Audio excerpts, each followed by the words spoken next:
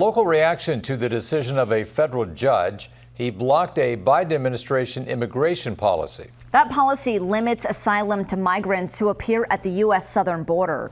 It was put in place after the end of Title 42 back in May. Since then, migrants could only gain asylum in the U.S. if they were first denied asylum in another country as they passed through. Nebraska Representative Don Bacon says, quote, the judge's decision is very disheartening.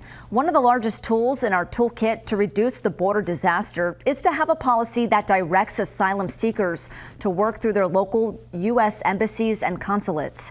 We have an emergency at the border and the country wants solutions, end quote.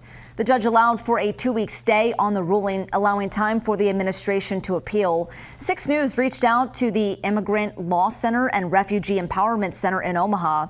The response in part said, quote, the court properly recognized that the administration's extreme restrictions on the ability to seek protection from persecution violates federal law. Although the court's order is currently stayed, this decision reassures us that courts will protect the statutory rights to present one's asylum claim from administrative overreach, end quote.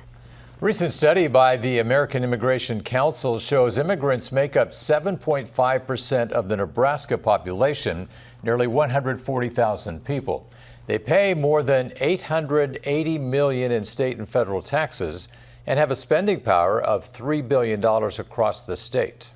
Of the nearly 140,000 people, 56,000 are naturalized U.S. citizens, 52,000 are eligible to vote, and more than 45,000 people are eligible for naturalization.